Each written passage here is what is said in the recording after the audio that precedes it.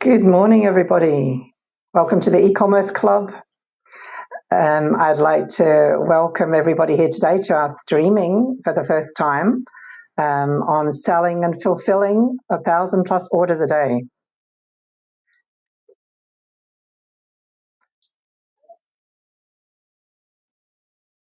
Just waiting for everybody to come on.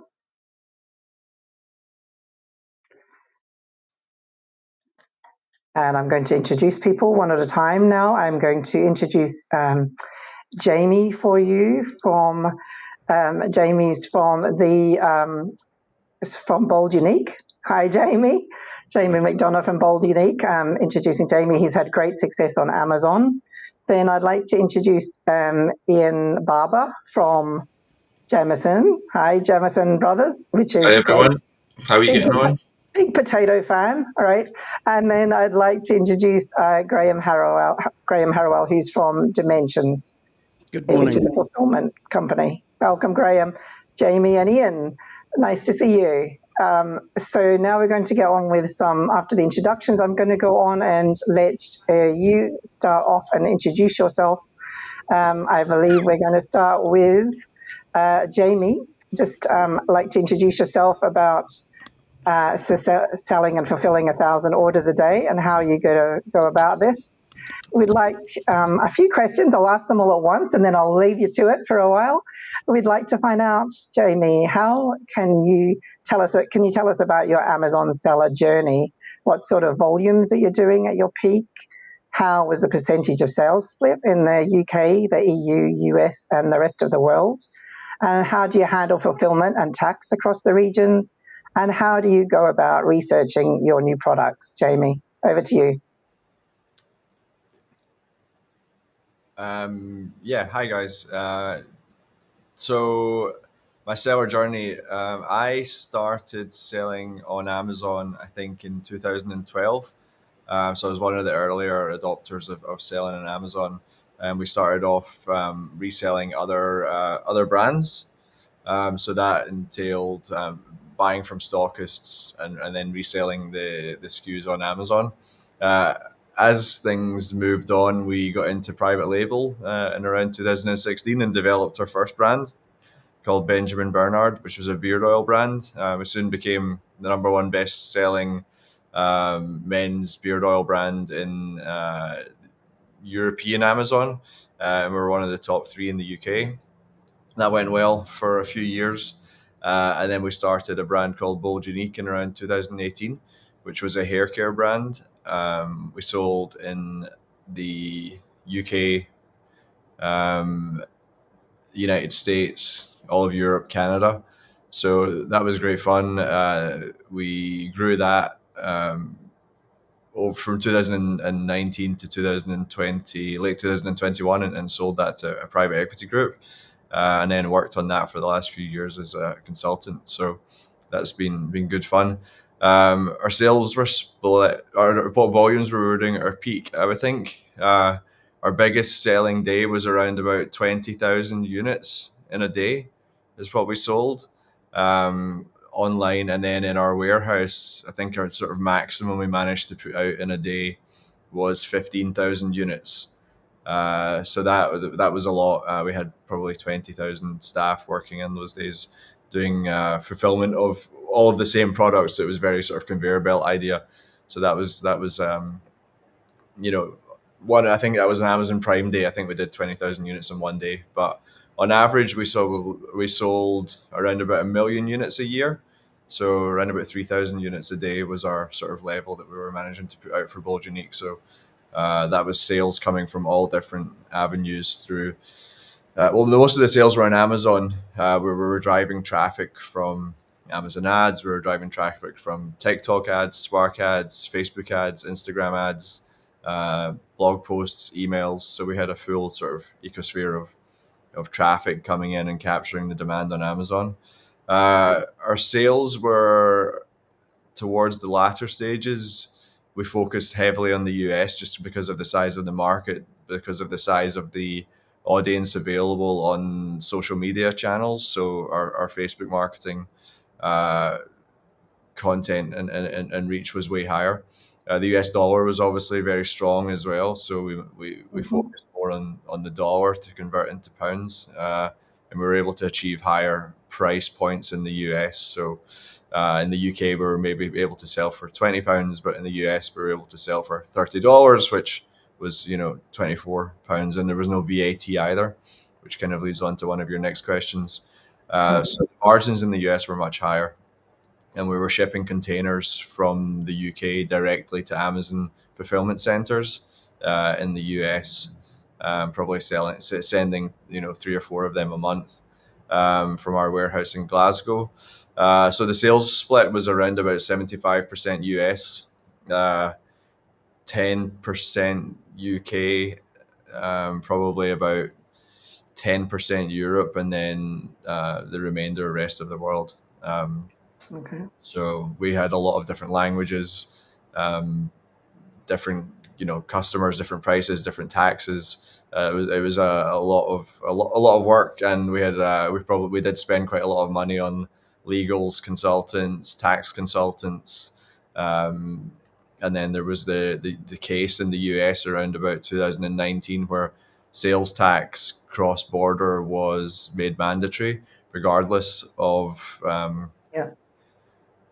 where the sale went to. So previously, if your inventory was stored in Texas, for example, you would pay sales on customers in Texas. But if your inventory was stored in Texas and you sold to someone in New York, then there was no sales tax. Right. Then you had to start paying sales tax regardless of where it went in the US. So that was a lot of Right. work to kind of backdate register taxes with certain states.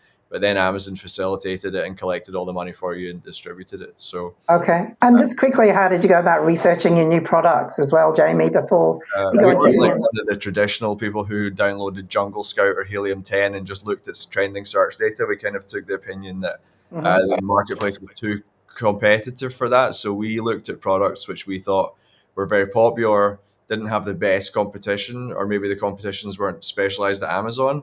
And then we Okay. drove traffic from social channels for those products that we designed as good Amazon sellers. Okay, thanks for that, Jamie. We're going to, I'm sure, have lots of questions for you. I'm going to move on quickly to Ian so we can all give you all a chance to introduce yourself. Ian, can you tell us a little bit about Jamison Brothers? Okay, so Jameson Brothers family company down here in Annan. We specialised in seed potatoes, and traditionally we sold direct to garden centres or allotment tiers.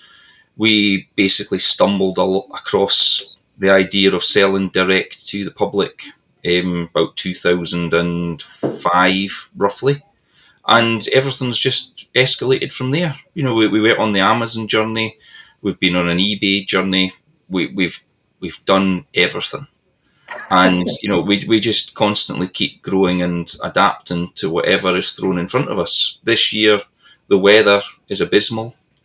That's going to affect my business massively. So we'll be looking to other sort of avenues to make sure that we don't move backwards as a business. So yeah, I Okay, think one of the key things is don't be too reliant on one thing yeah, and make yourself adaptable. definitely. So you can Well, see from our facilities there roughly, all the things we're doing. great. Okay. Well, we've got some questions for you as well. So at Ecommerce Scotland, you said you sold 1,000 plus orders a day across the web, Amazon, eBay, B&Q, and TikTok Shop. So how does that split by percentage? And how do you go about researching new products, like we asked Jamie? And Yeah. how are you driving your traffic to the website and your marketplace stores? And how do you automate order fulfillment? Thanks, Ian. So if we look at the first question there, yes, we'll do over 1,000 orders a day. On average, I would say 80% is Amazon, roughly 10 to 12% from my own website. We use Magento 2 as our e-commerce platform. The rest of it, eBay, B&Q, TikTok, they're relatively lower, revenue now for us. eBay used to be massive, but it's really just fell off a cliff. So Mhm. we've concentrated on Amazon and our own website, and probably the main growth coming for us now will be from TikTok, which we are now using affiliates to try and drive traffic to either my store or direct to my TikTok shop, which, it's a different demographic. So we're trying to attract younger people into the sort of products that we sell. So that's where we've gone with that. As for research and products, probably pretty much the same as Jamie. That we would use search volume tools. Originally, we used to use Google keywords. Mhm. I suppose we're lucky. We're lucky that we actually have so many products of our own, and that we've trademarked our own brands, and that's given us a very strong platform on Amazon. We also did the same as Jamie originally. We sold other brands, and it just became a race to the bottom. So we Right. removed ourselves from that and just made everything the best quality it could be in our own name, and that's given us a really, really strong growth of roughly 27% year on year. Right.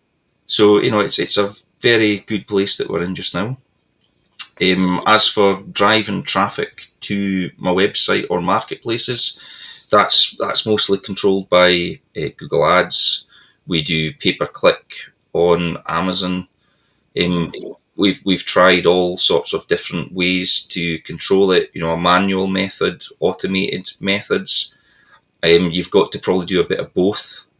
So you would start off with a manual sort of campaign, and then you can switch to what I would call fully automatic later on, once you've got rid of all the words that are actually costing you money. It's getting a team behind you, that can make sense of all the data, because sometimes you just get overwhelmed with so much data you Yeah. can't make use of it. So we cast the net wide, and then we pull it in to make it narrower, and concentrate on the big wins. Okay. I think that's the main thing I would say to most people is, you have to be prepared to spend money to gain data, but Yeah. data is what's going to drive your business forward, but also being able to make sense of that data. Right. And then how do you actually automate your order fulfillment? So we have custom built systems.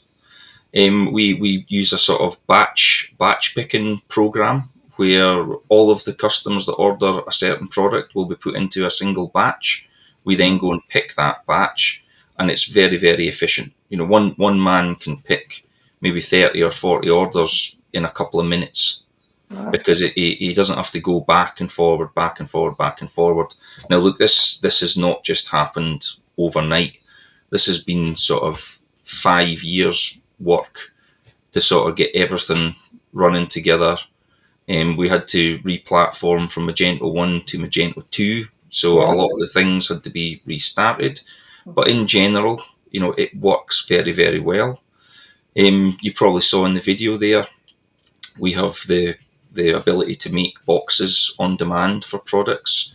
We Yeah. do a lot of the heavy work with robots. So we've got 6 robots on site.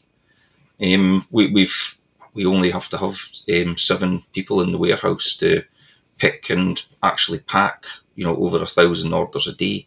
Wow. And sometimes we have to obviously manufacture the product ourselves. So we're a very unique case where we're manufacturers, we're retailers, we're wholesalers, Right. fulfillment. We do everything. Well, I'm sure we'll have more questions for you too, Ian, then on brand and merchant and so on later on. So thanks for that, Ian. I'm going to introduce Graham next and let Graham have a chance to introduce yourself and your business, Dimensions Fulfillment. Graham, can you tell us about your business? What advantages do you have over Amazon FBA? And then what factors do you need to consider when choosing a fulfillment or a third-party logistics partner? And how do your clients integrate with Dimensions? Over to you, Graham. Hi, good morning. Graham Harrowell, who's the founder and CEO of Dimensions, which is an e-commerce order fulfillment house. It provides third-party logistics for our fulfillment partners. So we don't do what the previous speakers have done, where we're sourcing and selling. We're purely on the logistics side. We currently have 3 warehouses in East Kilbride. Warehouse 1 is for volume picking and packing. Warehouse 2 is for smaller and medium-sized partners where there's lesser numbers. and warehouse 3 is really for bulk and retail distribution. So it's mainly full boxes and pallets. So it's the way we sort of divide the business up, distributing mainly to B to C, but a little bit B2B. We morphed into these services probably 6-7 years ago, from initially supplying marketing support services, and there became a greater demand for fulfillment, both for point of sale and then for e-commerce, and our business has grown accordingly, based on marketing trends and marketing needs. So we still provide some of these services, but they're a bit of an add-on to the basic fulfillment. So our main aim is to fill the essential operating role for businesses that sell online, including the storing, the picking, the packing, and the delivery to consumers.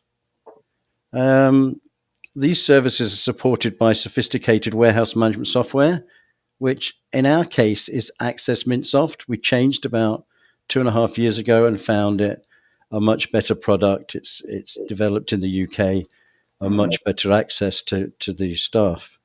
And it means that pretty much everything is barcoded, which allows a little bit more automation for both the location and the picking and the packing. And also to cover that, we have a level of customer account management. So each of our fulfillment partners have a dedicated customer account manager, which improves the quality of communication and adds a bit of proactivity to the process. Right. Existing customers are people like AM London, who trade under the Threadbare brand, Ian MacLeod Distillers, which is Edinburgh Gin, Glengoyne, and Tamdhu Whiskey. You golfers will know ShotScope, so the watch accessories and watches. Fair amount of promotional distribution for Public Health Scotland, and we've just started distribution Elon Musk's Starlink satellite dishes. So they're people you would have heard of. I suppose coincidentally enough, our current run rate is 1,000 orders a day, stretching up to about 5,000 to 6,000 orders a day in peak. Right. And that takes a little bit of organization and planning beforehand. Okay. Why use something like Dimensions? Well, very, very good for niche products, where you want to keep in contact with your market and your community and gaining some feedback. I suppose you're not dealing with a faceless organization, which aren't always the most helpful, and gives you a little bit more flexibility in terms of running promotions and including inserts and gifting packs and bundles and kits. And to cover it all, certainly recently, it can be a bit cheaper with greater margins, especially with heavier products. So it definitely is a horses for courses. And there are need for sort of smaller, flexible, personal companies like ours. Right. And how do your clients integrate with you with Dimensions if they want to? We use a warehouse management software called MintSoft, and it gives seamless integration to a variety of shopping carts, marketplaces, accountancy systems, and couriers.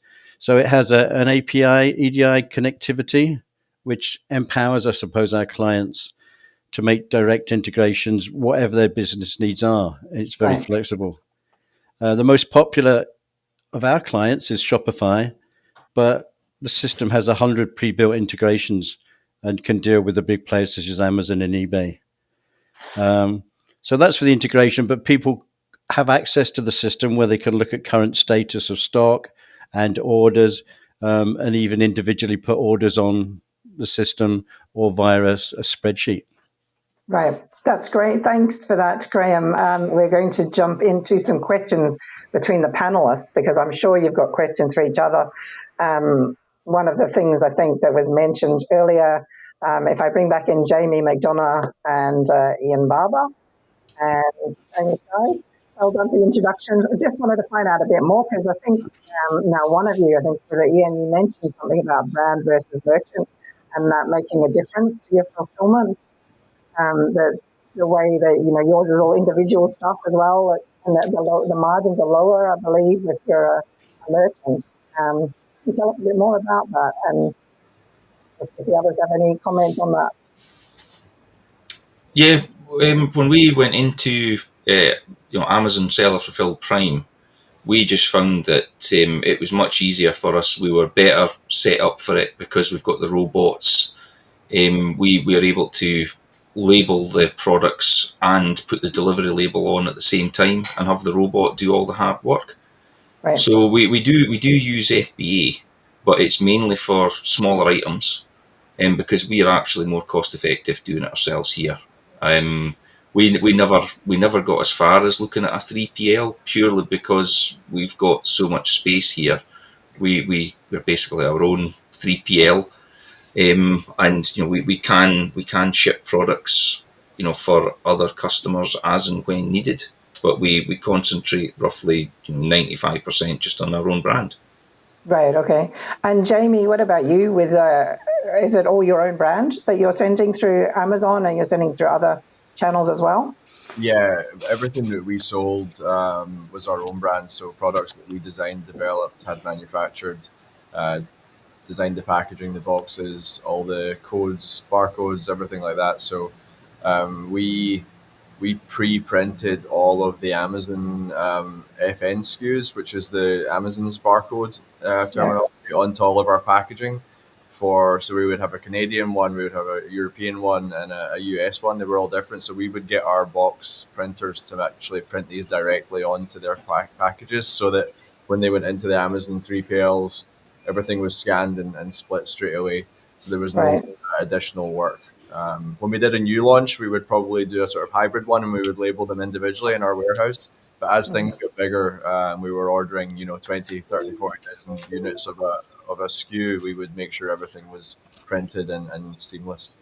Right. And do you have any questions, Jamie, for Graham or Ian on their areas that they mentioned? Did anything come up that you thought about? Yeah, I mean, they have a massive advantage over what we were able to do when it comes to scaling average order value. So one big challenge we always had was if we wanted to do a bundle kit on Amazon, we weren't really able to, pick everything off the shelves and put it in one box Yeah. and then send it to the customer. We were able to eventually do bundles on Amazon, but they weren't very well promoted. You couldn't run a lot of certain types of ads to them. So we struggled to our average order value high and be able to really push promotions for gift sets or bundles, Right. because Amazon would maybe ship the parcels in three boxes for three products and things like Yeah. that. People then maybe received one at 10 a.m. and one at 3 p.m. And then at 10 a.m. they thought, oh, I've not received the correct order, and they could place. So there was a lot Right. of complexities around that, which FBA still has to do a better job on. Yeah. But that's one of the big advantages of having your sort of own boutique 3PL. And actually, there's some friends on this call right now who didn't really think that a 3PL would be able to do sort of bespoke picks for you. And I told them, as long as your backend's correct and the 3PL, like Graham's place, has the specific SKUs they need to pick and put in the bundle, then they're able to do that. So I scaling think, average order value is massive. Is one of your biggest sort of benchmarks that you need to look at. yeah, And that's that's a good one for Graham to come in on there. I think where you want to add to that, Graham, because it is annoying with Amazon. You order like one bulk thing and they all come in individual parts. Well, So one of the things we can do is with the multi channels, we can all sort of pick and use the same stock, whether it's from somebody's own website, a marketplace such as Boohoo or Debenhams or Amazon. It uses the same pot of stock. A lot of our clients use a combination of FBA, seller fulfilled, and from their own website. And we pre-build kits as long as they're set kits and deliver them to Amazon on their behalf.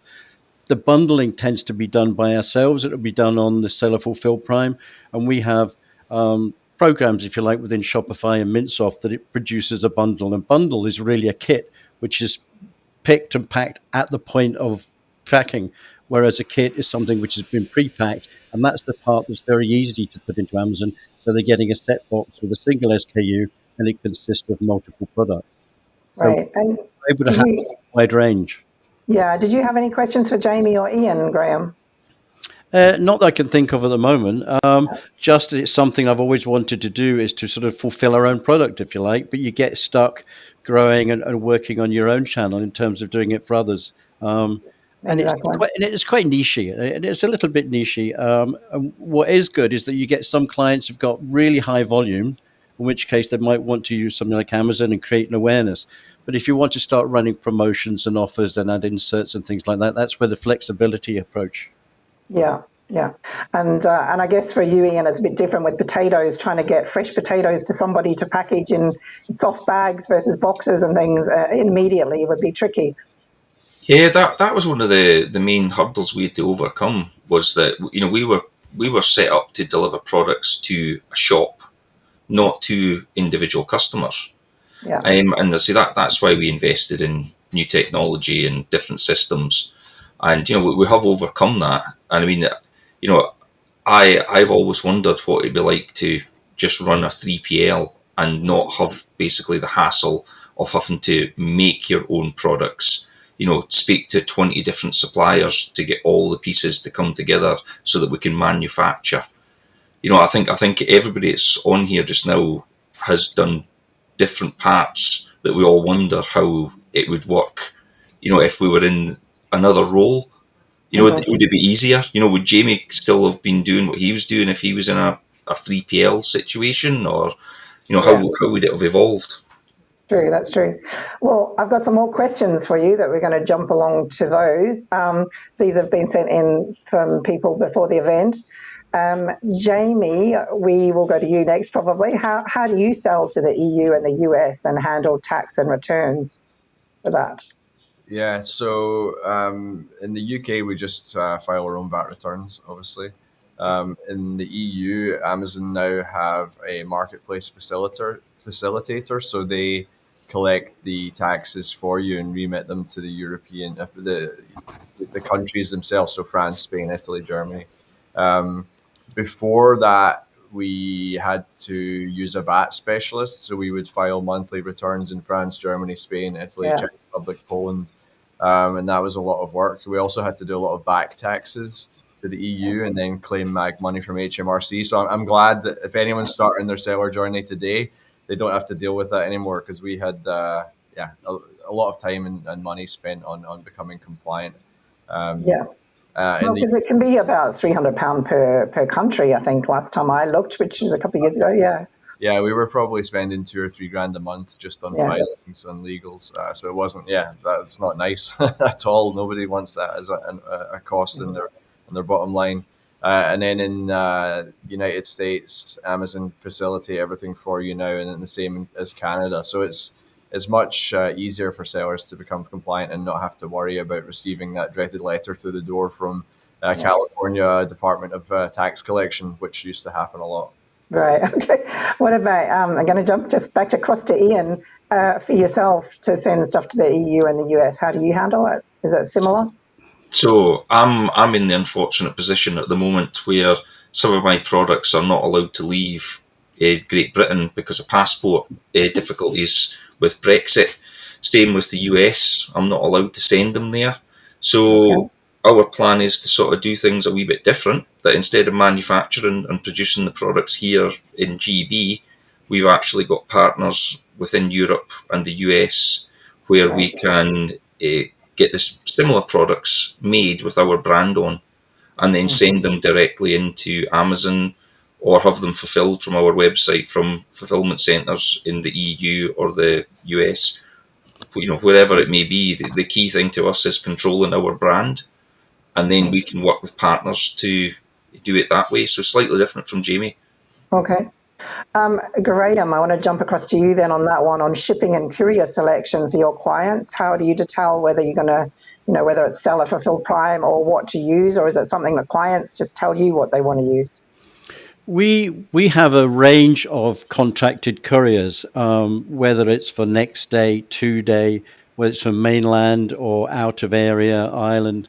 Again, whether it's lighter products or heavier products, we make sure we dual supply in all those, so they've got a bit of competition. You can sort of play one off against the other, make sure you get a better price and a better service. Right. Overseas has been a complete nightmare. A lot of our clients stopped sending stuff overseas after Brexit. Yeah. It's slowly organizing itself, and Amazon is helping, as Jamie's dictated. They're slowly dipping their toe in. We deal with a lot of alcohol, which has added complications with the taxes and the duties, but we're starting to get around that now with consolidators and people consolidating the tax and revenues that get Okay. sorted out monthly. So it's getting there now. Right, okay. We have a question on now. Some of the audience may not understand really what's the difference between fulfillment by Amazon and seller fulfilled Prime. Jamie, do you want to start with that one? Yeah, so fulfillment by Amazon is basically when you send all your units to one of Amazon's fulfillment centers and they store them for you. And then when a customer order comes in, Amazon ship them to the customer from their own warehouse. So you'll see the big one in Dunfermline, for example, which you can drive past on the motorway. That's one of their fulfillment centers. So we would ship from our warehouse to there. They would store it all and spread the inventory all throughout the UK. Yeah. And then they would send the product to the customer from the closest proximity warehouse to the customer to be able. That's how sometimes you can see same day delivery. Right, okay. Stored in many different locations throughout the UK or the United States or wherever. And when is it better to fulfill with Amazon versus seller fulfilled? So we've always done fulfilled by Amazon, so that we can have the closest delivery time, and that helps with SEO results. Yeah. But that only works on certain products. So, for example, I have a friend who sells paddle boards, so they're big, chunky units. So his storage fees in Amazon would be really high because he's storing a lot of cubic square meters. Yeah. So he uses seller fulfilled Prime because his fee with UPS might be like £4 or £5 up to 30 kilos or whatever that may be. Whereas Amazon's fee for that might be, £15 plus storage, etc. So it really depends on the sweet spot. I guess there's a tipping point where it becomes beneficial to do seller fulfilled Prime over Amazon. But when you do seller fulfilled Prime, you have to make sure that you're able to fulfill your orders within a certain time period. And Yeah. if you don't do it in those time periods, Amazon then customers don't receive the orders on time, and then you get detrimental marks to your seller And profile. So what kind of time period do they generally have, or does it vary by product? I would pass that over to Ian. He would. Ian, because we're jumping to you next. Ian, so Yeah, you can do that one.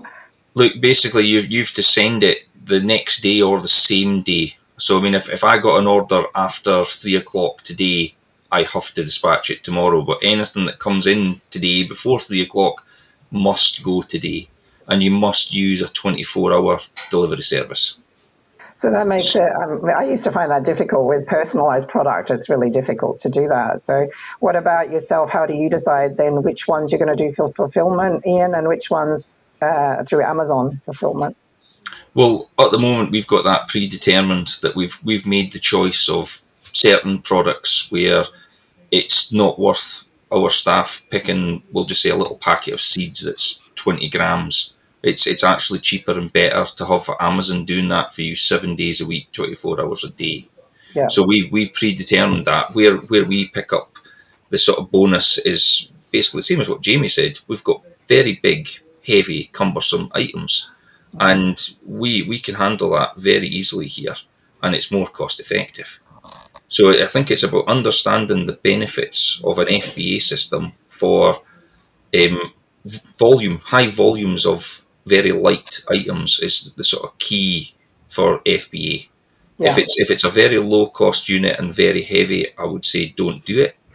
But it's definitely different categories of better uses of FBA than what really we found. Right. I And think do it's you have any, I think sorry, it's yes, Jamie? beneficial for people to understand that you don't have to, if you sell on Amazon, solely 100% use FBA for your business or solely do seller fulfilled Prime. You Yeah. can have different rules per SKU. So if you have something really big and clunky or something Mhm. that's hazardous that Amazon don't allow into their centers, then you can make that ship from your own warehouse under seller fulfilled Prime. And then if it's something else, then you can have it go through FBA. So Ian does that combination, for example. Yeah. Yeah, And we have a few clients that do that. yeah, The lighter products and the high volume products will be through FBA, and then the smaller niche products where they want to connect with the community, yeah. we can make greater margins by doing it through seller fulfilled. Right. Okay, so that's good. So you can do both. Jamie, for you, how do you cope with forecasting for sales items that don't sell after 90 days? We How do we forecast for stuff that doesn't sell? Well, we would so for example, on some of our larger SKUs that we're selling, 1,500 or 2,000 units a day, we would order in a lot of stock for 4 or 5 months and make sure that we always had really big bulkhead of stock available in our own warehouse, and we would drip feed into Amazon to minimize their fees. Right. But we always needed to make sure that we had enough stock to work with Amazon if they offered us like for example, in the US, we managed to be on the homepage of Amazon.com on Prime Day. Hmm. So we were selling, well, a lot of orders, 20, 30 orders a minute. So we only knew about that promotion a few days before. So Amazon came to us and said, "Do you want to be featured on the homepage?" So we knew that these things were potential options that were coming up on Black Friday, Cyber Monday, Prime Day. So we always had good stock of our best sellers to give us advanced possibilities to participate in these promotions. Right. Stuff that didn't sell after 90 days, we would maybe look at running lightning deals or running coupons or doing promotions, trying to bundle things, sending out email blasts, doing social ads to try and reduce the amount of stock that was stored in Amazon. Right. Okay. Chris, this is someone for everybody, but I guess Ian's a good one. How many packages do you need to do per day to make robots and automation worthwhile? Oh, so that is a good question, but we can multi-purpose the robots that when they're not maybe handling an order, they're actually making stock. So we produce stock, but we can also pack direct to order and put the shipping labels on. The robots we find they're very cost effective. I've got quite a lot of experience with them now. We can deploy a robot in the warehouse for anywhere between sort of 45 and 50,000, which has got Right. a really good return on investment for us because of the heavy bulk that we were doing. We've had a robot here that's been in for I think 3 years, and it's done 350,000 lifts. So Okay. it's a lot of lifts it's done. These boxes can be about 20 or 25 kilos. So you think if the human had to do that all day long, like I say, we've got 6 of them in here doing that. Oh, wow. Wow. And Jamie, do you have anything automated in house that you have for, or did you just use the Amazon ones? I wish we did. I'm very jealous of Ian's setup, and Ian and I had chats about his systems. We didn't have any automation specifically, but we're starting to look at that as we grew bigger. Um, we did do refinements to box designs, etc. So we could have, for example, boxes that crash lock together instead of Yeah. trying to fold all the corners and things. So anything that we could do in a design um, from sort of a manufacturing perspective, we would do to try and save time for our warehouse team to then kit all the components. Yeah. I do know of people out there that have machines that assemble boxes, then drop the product in, and then put the insert in, and then close it all off. So if you're doing high volume units, it would be worthwhile investing in these machines. But I can imagine the cost of them is very high. But if you think that there's an ROI in it, then it makes sense for sure. Absolutely. Yeah, because there's like machines that can package to the size of whatever you're sending and everything, can't they? Individually per every item that goes through the production. So Absolutely, yeah, and there's probably less wastage. So in our products, some of them are quite delicate. So maybe team members, or if we brought in temporary team members to allow us to deal with peak periods, they may damage a box when they were folding a corner, and there's wastage, which is then associated with sort of an extra cost that you didn't expect there as well. So mm, robots are probably more accurate. right. And Graham, do you have anything automated for in your factory, and how do you deal with that, with damage to boxes and wastage and so on? We have approximately 60 partners, fulfillment partners. So the volumes for each one aren't as great. As Jamie was saying, it'd be great to have the volume of exactly the same product. You could Yeah, put a robot in. So we try and automate as much as possible in terms of barcoding and reducing human error. But in terms of robots, it's not quite convenient. Who knows? It might come around around the corner, sorry, that needs a high volume that we can bring some automated equipment in. We do have box assemblers, but again, you've got to put the same size boxes through on a run, and yeah, you need to be able to fulfill those. We also pack. There's a specialist in the packaging that we do in terms of fragile products, and there's lots of drink and beers and cans and bottles, and they need to be handled quite carefully. So we yeah. don't quite hit the volumes that we're required to do that, but who knows? One day. Okay. Okay. And so, what factors do you consider when choosing a fulfillment or a third-party logistics partner, Ian? Well, at the moment, my only partner that we've really chosen was Amazon.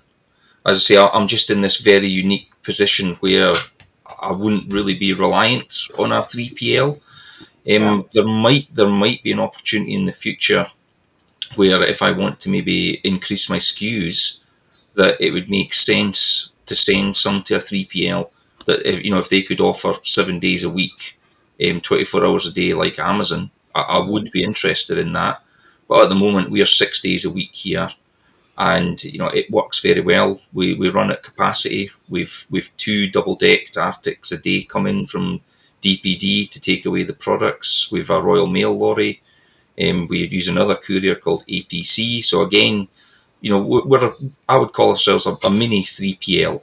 We're not Yeah. the sort of size of probably what Graham's doing, but for one place producing their own products, sending out that much volume, it's a lot of work. But we've got it down to a fine art now. That's great. I'm going to bring Jamie in that in a minute, but I just wanted to say for those of you that are watching us live on LinkedIn that you can actually put any questions, and we do have some coming in. You can put the questions in the comment box under the LinkedIn event. If you just put in the comment what your question is, and we're going to line them up in order and pick them up after we do these questions that we had sent in to us beforehand. So if you just, again, use the comment box and ask whatever you'd like to ask, we will pick that up very soon. Jamie, over to you just to say with the fulfillment and 3PL partner, how did you go about that apart from, you said, bigger sizes and storage is an issue, and Yeah. how do you decide?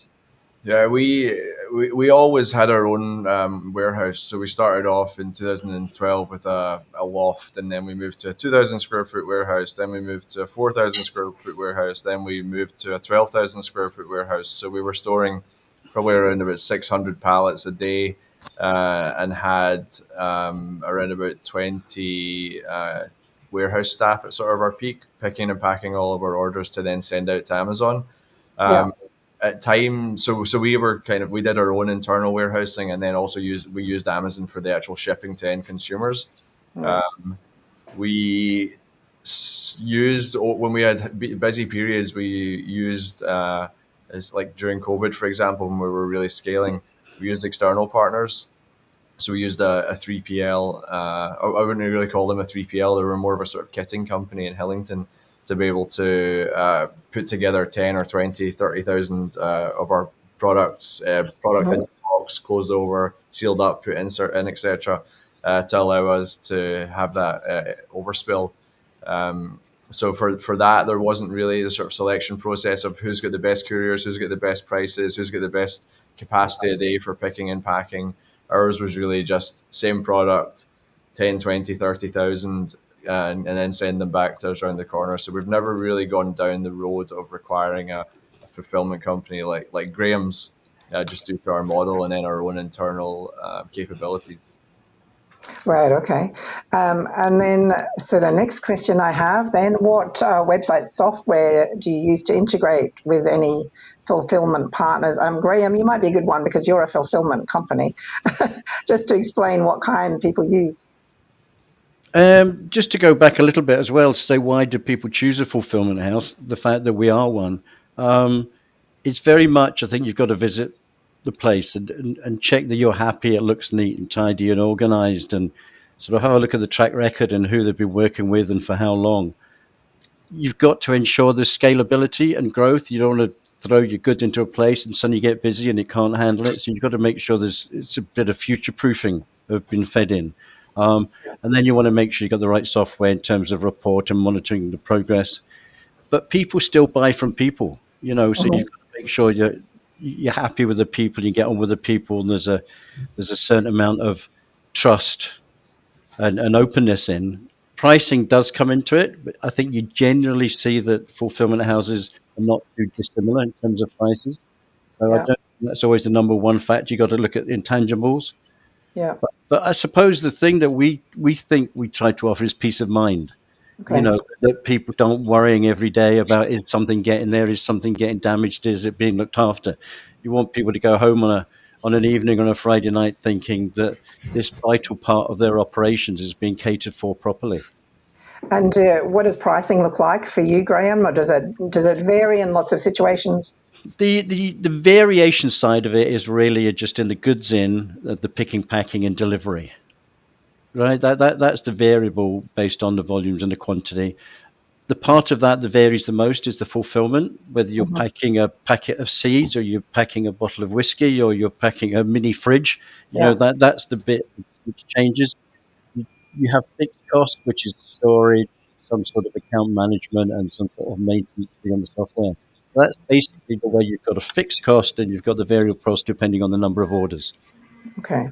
And Ian, do you go, if you're picking any partners for that? Is it primarily down to cost for you, the pricing, or just being able to do what you want them to do? Oh, definitely. The price is the driving factor for us. Right. We have costed all this out with us doing it, with FBA doing it. We've tried a couple of other 3PLs, and some of the 3PLs weren't actually as competitive as what we are, just because we've got it down to a T that we know these products inside out. We've got machines, we've got automation. Look, that's very difficult. The flexibility of a 3PL is what probably 99% of people will be looking for. Unfortunately, I'm the 1% that I've just made my facility correct for what we are doing. Right. And then Jamie, is it down to cost mostly for you as well, pricing and stuff?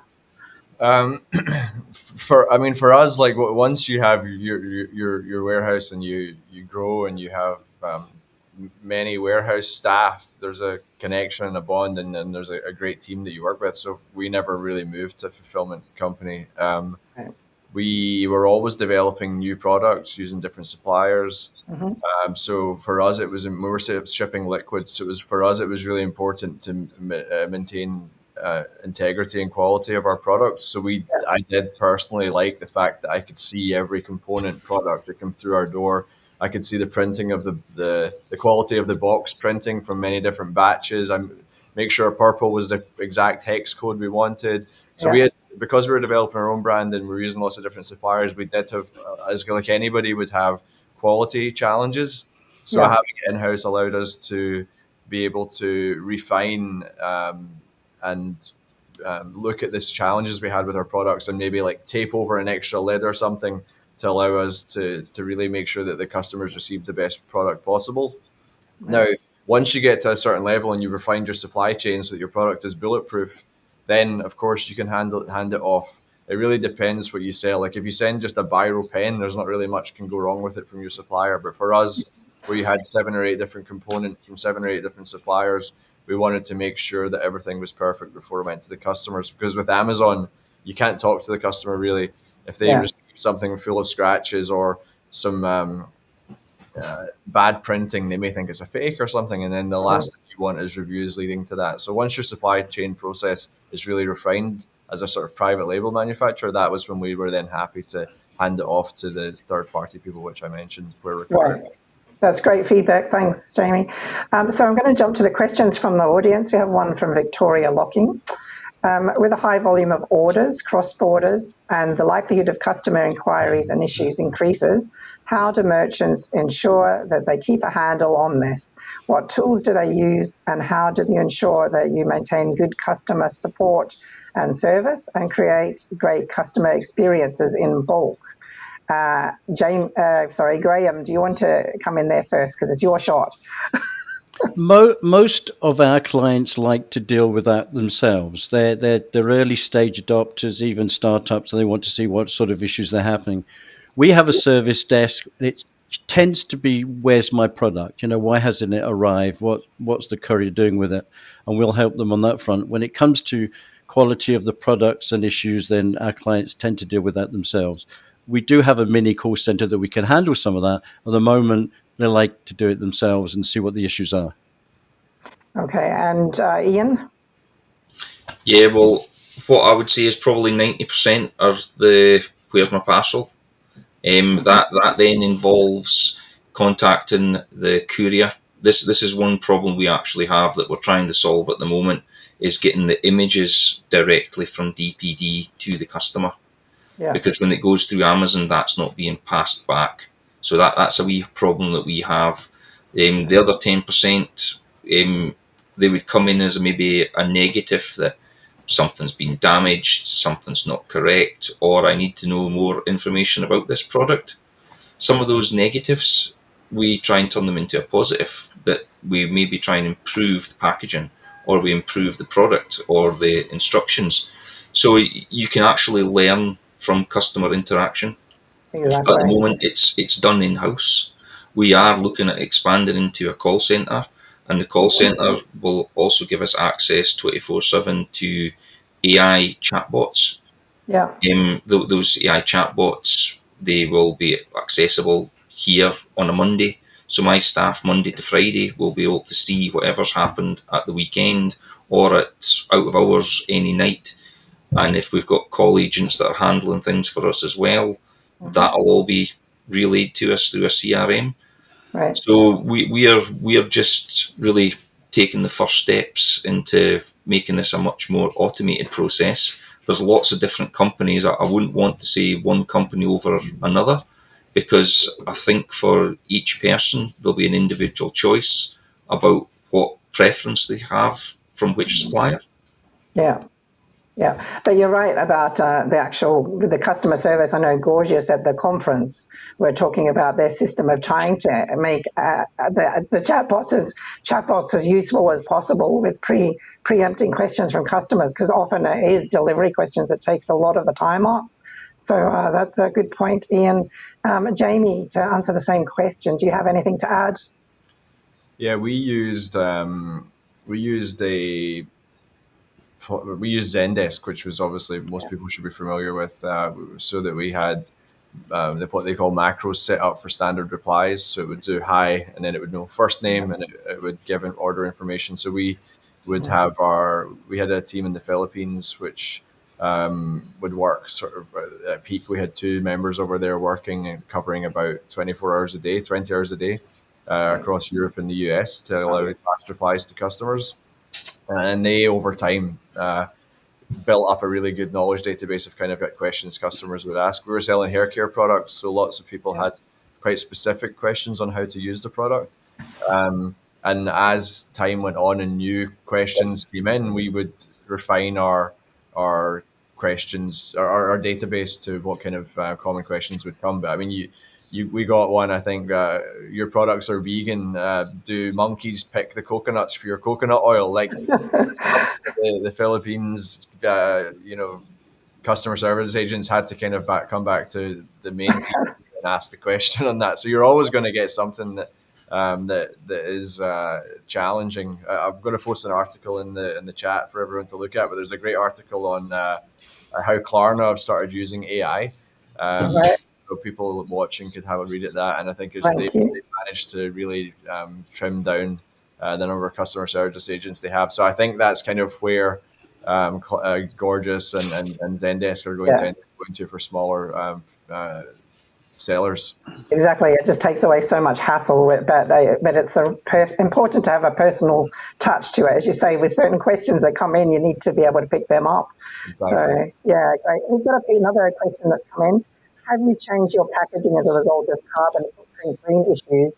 Is the pressure from businesses or from customers or from both? Graham, do you want to pick that one up?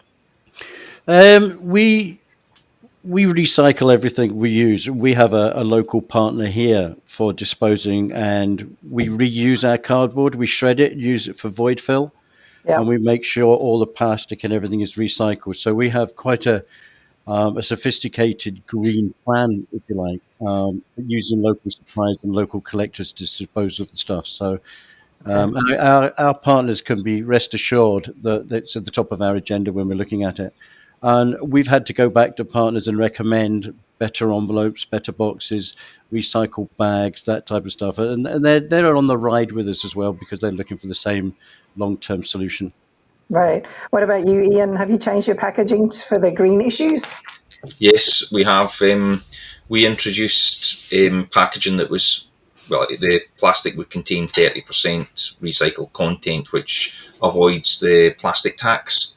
Okay. But all of our packaging is made of the same type of plastic so that it can be easily recycled. You don't have to separate plastics. All the cardboard is from sustainable sources. Any waste cardboard that we might have, we put it through a shredding machine that creates void fill, same as Graham, but the difference is I then sell my void fill as a product. So Okay. I turn my waste into money because I'm that tight, as you can imagine. So that's how it is. But yeah, we don't like to waste anything. So Great. any extra income we can get, so turning your waste into cash, why not? Okay. Jamie, maybe you have something to add on that, but also I have another question for you. What are your top 3 tips for people looking to start selling on Amazon? Sure. Well, I'll quickly touch on the packaging. So Yeah. we try and minimize everything as best as we can and look at weights because Amazon works in tiers. So I think up to in the US anyway, up to 35 grams might cost like $4.50. As soon as you go to 36 grams, it starts costing $5.50. So we would always make sure our products come in with a certain weight category. We would also we tried to source a lot from the UK where there was high duty products. So we would, instead of bringing bottles in from China, we would look to see if we could actually bring in from the UK to avoid plastic taxes and duties. So there's Right. many different optimizations you can do from a carbon perspective. Just conscious of time. Yeah. Top 3 tip. What was the question? Top 3 Top tips. 3 tips for selling on Amazon. Uh, the oh goodness. I think the biggest tip I would give anyone is there's so many YouTube courses, go out and sell on Amazon. Everyone's done that. That's saturated. It's so hard to do. You're competing with Chinese sellers who are the manufacturer of the product. They're the actual factory. So it's really hard to compete on a very basic product like this cup. They're going to be cheaper than you. It's so competitive, and there's people with big teams really, you know, Yeah. working on their SEO results. So what we did was we developed products that were kind of unique, hard to copy, and that we could create great social traffic to actually drive to Amazon, so that we weren't relying so much on ranking position 1 in keyword for the search term purple shampoo, for example, because we're competing with L'Oreal. So we created a lot of off-demand Amazon generation to then be captured on Amazon for sales. So it's Right. like your own sort of Shopify website. 5 years ago, yeah, you would try and rank and do giveaways and lots of different things to become at the top and then take natural organic Amazon customers. But we Yeah. then, so if you're going to want to sell on Amazon, think about just outside content and not just relying on Amazon customers. The second is look at your fulfillment costs. Always look at all the different costs that you're going to have within Amazon for storage, etc., because they add up quickly. And then the third one is take advantage of Amazon's tools. Their brand analytics data. Take advantage of their lightning deals. Take advantage of the coupons, and try and go on any promo days that they have, as long as your margins are correct. But I think one of the questions is, are lightning deals good? They're great. Yeah. If your lightning deal starts for 8 hours at 10 minutes past midnight on a Saturday, Yeah. just cancel it, because the fees are probably going to outweigh the profit from it. But if you have it on a Sunday afternoon or a Monday evening, then it's definitely worthwhile running it if you think the numbers work.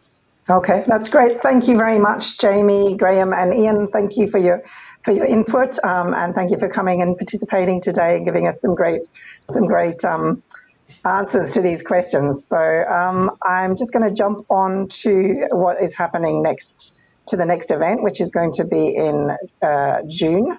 We've now completed our selling and fulfilling 1,000 orders a day. Next month, we are having a break, and then we're coming back in June it's going to be the 13th of June at 10 o'clock. We're again going to stream on LinkedIn Live. And we are having Nadine Thompson is going to step in for me for a change from the SEO Club. She is going to run the panel with the topic e-commerce, is e-commerce SEO still important in 2024? And we'll have Alexander Bergstrom. He used to work for me, and he now has worked for a number of companies as in agencies, and he also has worked for companies as well as agencies. He's a digital strategist on SEO. Feli Betzel, who is with SERPs Invaders. She's an agency dealing with SEO. And also, everybody knows John, Dr. John McSloy, from our Chief Technology Officer from Indes, who's helping today. He will also be participating in the panel on SEO tips and if it's still important. So please do register again, and then you will get the join button. Once you've registered, you will have the join button come up just before the event, about 5 minutes before the event. And please spread the word, and please also follow the e-commerce club on our LinkedIn, and just spread the word to follow us there, and you'll get updates. And we will be streaming through the club pages eventually on LinkedIn as well. So thank you all very much for coming along today. I'd like to thank you for your participation and your time. And if you have any further comments on how great the event was or how you enjoyed it, if you can add it into the comments on LinkedIn, we'd appreciate it, and spread the word. So thank you very much, everybody. Thank you. Bye. Bye now. Bye now. Bye.